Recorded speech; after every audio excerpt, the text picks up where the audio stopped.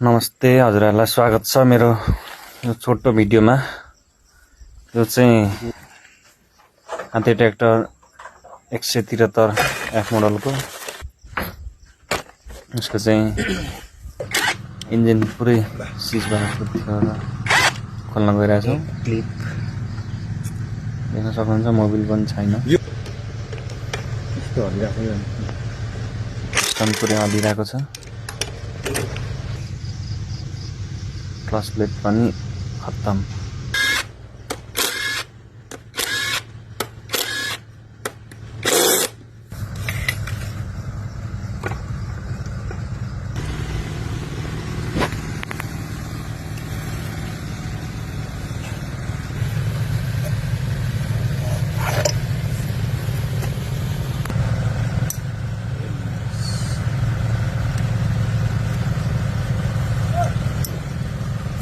यसमा चाहिँ सुरुमा चाहिँ स्ट्यान्डर्ड साइजको पिस्टन हुन्छ भने अब पछि रिपेयर गर्दा चाहिँ हामीले 05 साइजको पिस्टन चलाउने गरेका छौँ। स्ट्यान्डर्ड पनि पाउँछ पाउनु, तर यो प्लस साइजको अलिक राम्रो हुने कारणले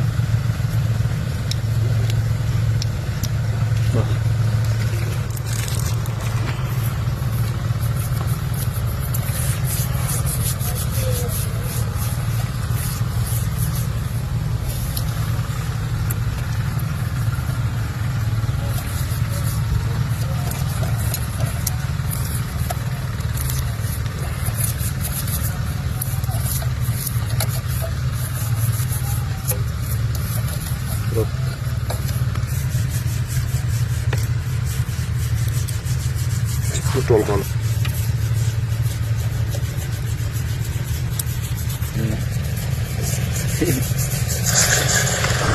यसको चाहिँ सिआर नपाउने हुनाले यसलाई मोडिफाई गर्दा चलाइएको छ।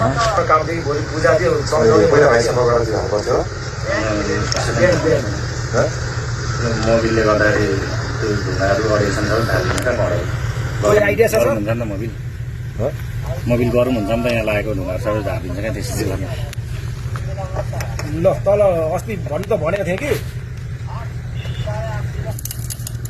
बेङलुङ सोसार बेङलुङ र 76 त डरौ भोट गरेका थिए। कुनमा चाहिँ केमा चाहिँ त्यो भनिदिनु एक नम्बर फटा चाहिँ हेरेर मलाई हर्क्यो। त्यो हो त्यो बिना करमा बसेको होला होइन।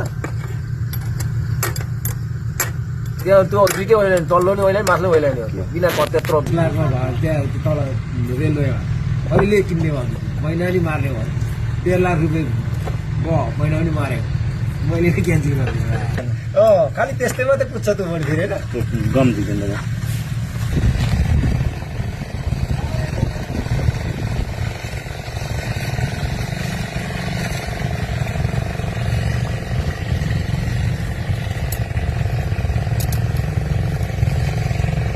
यो बनाउनु चाहिँ कहाँ ट्रेनिङ यो भाइ? कहीँ पनि होइन, खोइ बाइकहरू साह्रो गर्नु सक्छ। एकदम राम्रो लाग्यो भाइ यो चाहिँ। यसरी प्याकिङ लगाइसकेपछि यिनीहरूले त टेम्पो नि बनाउँछ भन्छ। मैले कहिले यो फिल्टर, मोबिल फिल्टर पनि एकदम सफा गर्नुपर्ने हुन्छ। यहाँनिर सबै टालिएको हुन्छ। तेल हाल भयो यसै कारणले पनि प्रयास इन्जिनहरू सिज्नुको कारण पनि यो पनि हो, मोबिल पास नभएर।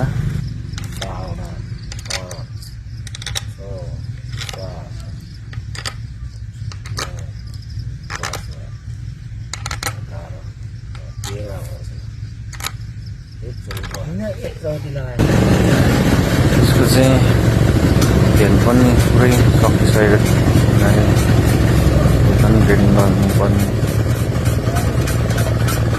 छ। फाइनली इन्जिन बनिसकेको छ। होइन नि त। अनि तैँले भोलि के आउने भन्दैछ, आखिरमा तेल ट्याङ्कीमा